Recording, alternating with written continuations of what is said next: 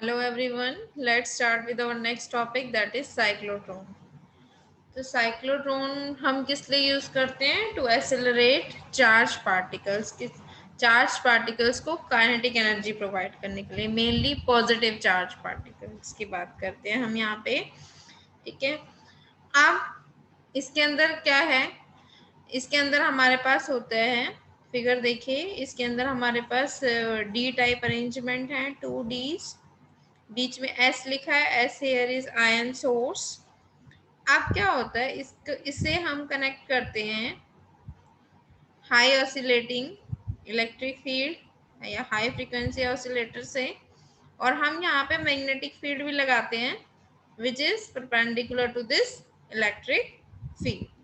अब क्या होता है, इसका प्रिंसिपल देखिए, कोई भी मूविंग चार्ज पार्टिकल है, अगर उस पे परपेंडिकुलर यूनिफॉर्म मैग्नेटिक फील्ड लगती है तो क्या होगा? वो सर्कुलर पाथ में मूव करेगा। It will move in a circular path when it is subjected to the perpendicular and uniform magnetic field. और नेक्स्ट सेकेंड प्रिंसिपल क्या है इसका? जब भी कोई चार्ज पार्टिकल है, उसके पास क्या होगा? Sufficiently large amount of energy होगी। किसकी वजह से होगी? जब ये oscillating alternating electric field change होगी, या फिर मैं कह सकती हूँ इस ऑसिलेटिंग इलेक्ट्रिक फील्ड की वजह से क्या होगा? उसकी एनर्जी इंक्रीज होगी। कंस्ट्रक्शन देखिए, यही है हमारे पास, 2 Ds हैं हमारे पास डी फॉर्मेशन में। हाई फ्रीक्वेंसी ऑसिलेटर से कनेक्ट किया और साइड में हम मैग्नेटिक फील्ड लगाते हैं, वो इसने दिखाई नहीं हुई। साउथ में हम नॉर्थ साउथ पोल्स लगाते हैं हम साइड में इन डीज के, such that both electric and magnetic field are perpendicular to each other। अब क्या होता है, सपोज मैंने कहा इसको हम यूज करते हैं पॉजिटिव चार्ज पार्टिकल को एक्सेलरेट करने के लिए। तो सपोज सोर्स के पास हमारा पॉजिटिव चार्ज पार्टिकल है, जैसे ही मैं करंट स्टार्ट करती हूँ तो क्या होता है, एक पॉजिटिव हाफ साइकिल में सपोज D2 हमारा नेगेटिव है, D1 पॉजिटिव है, तो पॉजिटिव चार्ज पार्टिकल है किसकी तरफ जाएगा? D2 की तरफ जाएगा। ठीक है, अब वो D2 की तरफ अट्रैक्ट हो गया, सिंस वो D2 के अंदर कुछ पाथ ट्रेवर्स करेगा, और जैसे ही वो गैप में आएगा फिर से पोलैरिटी चेंज हो जाएगी डीज की इस ऑसिलेटिंग इलेक्ट्रिक फील्ड की वजह से। अब D1 नेगेटिव होगा।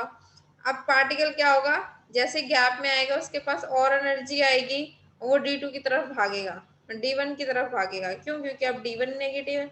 और ये प्रोसेस चलता रहता है और सच दैट वो सर्कुलर पाथ फॉलो करता है और उसकी इंक्रीज एनर्जी बढ़ती जाती है, जिससे कि उसका रेडियस भी बढ़ता जाता है। एट द एंड जहां हमें हिट कराना है, हम उस पार्टिकल को हिट करा देते हैं टारगेट पे। तो ये थी इसकी वर्किंग। नाउ जब पार्टिकल हमारा मूव कर रहा है तो उस पर क्या क्या फोर्सेस एक्ट कर रही हैं? मैग्नेटिक फील्ड की वजह से, परपेंडिकुलर मैग्नेटिक फील्ड है तो B Q V sine theta होता है हमारा फॉर्मूला। अब साइन 91 है, परपेंडिकुलर मैग्नेटिक फील्ड है, तो मैक्सिमम फोर्स क्या होगी? B Q V. Since particle circular path में मूव कर रहा है तो क्या कौन सी फोर्स लगेगी? Centripetal force, that is M V square by R. इसे हम सॉल्व करेंगे, एक वी से वी कट गया तो यहाँ से आर की वैल्यू आ गई M V by B Q या Q B. This is the radius which is uh, followed by the positive charge particle। Next हमारा आता है,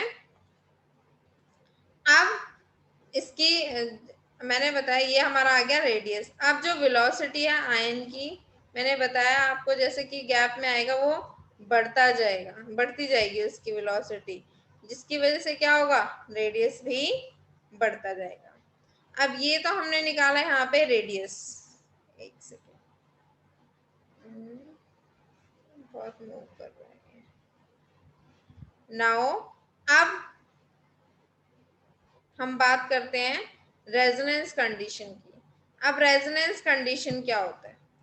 रेजोनेंस कंडीशन वो कंडीशन है जिससे सिस्टम को ऑपरेट किया जा रहा है, जिससे सिस्टम को चलाया जा रहा है। अगर मैं साइक्लोट्रॉन को हम किसकी हेल्प से चला रहे हैं?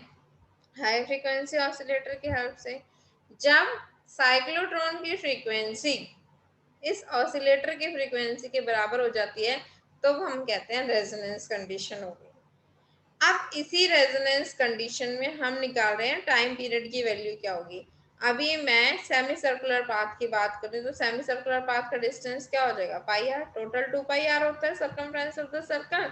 सेमी सर्कुलर के लिए क्या हो जाएगा, पाई आर। वेलोसिटी क्या हो गई, वी। आर की वैल्यू अभी हमने निकाली है ऊपर, M V by Q B यहाँ पुट कर देंगे। टी की वैल्यू आ गई pi M by Q B. इतना टाइम लगेगा उसे सेमी सर्कुलर पाथ को कवर करने के लिए। लेकिन अगर मैं टोटल सर्कुलर पाथ की बात करूं तो ये जो स्मॉल टी है ये क्या है, कैपिटल टी बाई टू। तो यहाँ से टी की वैल्यू निकाल लेंगे तो क्या हो जाएगा, ये टू उधर जाके मल्टीप्लाई हो जाएगा तो 2 pi M upon B Q. अब फ्रीक्वेंसी क्या होती है, रेसिप्रोकल ऑफ टाइम पीरियड। तो रेसिप्रोकल निकालेंगे इसका तो Q B by 2 pi M is the frequency of cyclotron or the frequency of alternating voltage, sorry। now ये कंडीशन हमारी सेटिस्फाई होनी चाहिए जब हम किसी आयन को एसिलेट कर रहे हैं साइक्लोट्रॉन के थ्रू। और ये कंडीशन क्या कहलाती है, रेजोनेंस कंडीशन। और ये जो फ्रीक्वेंसी है ये क्या कहलाएगी, साइक्लोट्रॉन फ्रीक्वेंसी। अब हम बात करते हैं मैक्सिमम काइनेटिक एनर्जी। कहते हैं जो मैक्सिमम काइनेटिक एनर्जी है पॉजिटिव आयन की जिसको हम साइक्लोट्रॉन से एसिलरेट कर रहे हैं, तो काइनेटिक एनर्जी का फॉर्मूला हमारे पास होता है half M V square. Maximum kinetic energy कब होगी, जब मैक्सिमम वेलोसिटी होगी, तो वी मैक्स। अब हम क्या करेंगे, यहाँ से हम एनर्जी निकालनी है हमें उस। अब देखिए हमारे पास क्या है, हमारे पास वैल्यू पता है हमें यहाँ पे। देखिए हाँ, यहाँ पे हमारे पास अभी हमने सारी वैल्यूज निकाली है ना, ये टी टाइम पीरियड की भी निकाल ली। तो यहाँ से ऊपर से हम वेलोसिटी की भी वैल्यू निकाल सकते हैं यहाँ से। तो अब देखिए यहाँ से अगर मैं बात करूं तो मुझे क्या चाहिए, एनर्जी चाहिए। एनर्जी क्या है, half M V square. Half M V square energy है, लेकिन उससे पहले मुझे वी चाहिए। तो कहते हैं अगर मैं वी मैक्सिमम वेलोसिटी की बात करूं आयन की, तो जो इक्वेशन 7.20 है उसको जो स्मॉल आर हमने रेडियस है उसको मैं कैपिटल आर ले रही हूँ। तो कैपिटल आर की वैल्यू क्या आएगी, M V by Q B. तो यहाँ से वी की वैल्यू क्या आ जाएगी, Q B R by M. तो ये वैल्यूज हम काइनेटिक एनर्जी वाले फॉर्मूले में पुट करेंगे। तो हाफ एम वी स्क्वायर है तो Q square V square R square by M square. तो this is the maximum kinetic energy of the ion in the cyclotron. Now limitations क्या है साइक्लोट्रॉन। अब साइक्लोट्रॉन को हम जब भी यूज करते हैं तो यहाँ हम बात करते हैं कि साइक्लोट्रॉन को हम सिर्फ पॉजिटिव चार्ज पार्टिकल्स को ही एसेलरेट करने के लिए यूज करते हैं। क्यों, कहते हैं जब भी हम एसेलरेट कर रहे हैं किसी भी चार्ज पार्टिकल को साइक्लोट्रॉन की हेल्प से तो उसकी वेलोसिटी हर स्टेज पर बढ़ती रहती है। कहते हैं अगर ऐसा होता है कि उसकी velocity comparable to the velocity of light हो जाए तो क्या होगा, मास बढ़ेगा पार्टिकल का। क्योंकि जो हमारे पास रिलेशन है m is to M not upon root one minus V square by C square. Suppose v c के बराबर हो तो c से c कट गया। तो यहाँ पे क्या हो जाएगा, मास किसके बराबर हो जाएगा, rest mass of the particle के। तो अब मास हमारा रेस्ट मास के बराबर हो गया। और अगर मैं इसी टाइम पे टाइम देखूं पार्टिकल को कितना लगेगा, तो टाइम की वैल्यू निकालूंगी तो M not upon under root one minus V square by C square हो गया। इसका मतलब पार्टिकल का अगर मास ज्यादा हो गया तो उसका टाइम भी ज्यादा लगेगा इस पाथ को कवर करने के लिए। तो इससे तो रेजोनेंस कंडीशन डिस्टर्ब हो जाएगी। इसका मतलब जो पार्टिकल का मोशन है that is out of force, out of face. ठीक है, तो इससे तो वो सारी एनर्जी बीच में लूज कर देगा। और सारी एनर्जी बीच में लूज कर देगा तो ढंग से एसिलरेट नहीं होगा, हमें एसिलरेटेड पार्टिकल नहीं मिलेगा। इसके लिए क्या हुआ, मॉडिफाइड साइक्लोट्रॉन बनाया गया जिसको हम बोलते हैं सिंक्रो साइक्लोट्रॉन और फ्रीक्वेंसी मॉड्यूलेटेड साइक्लोट्रॉन। इसके अंदर क्या किया, जो अल्टरनेटिंग वोल्टेज है फ्रीक्वेंसी की उसकी फ्रीक्वेंसी को कम कर दिया गया, जिससे कि क्या हुआ, रेजोनेंस कंडीशन सेटिस्फाई हो गई, डिस्टर्ब नहीं हुई और पार्टिकल एक्सेलरेट हो गया इवन एट स्लो वेलोसिटीज।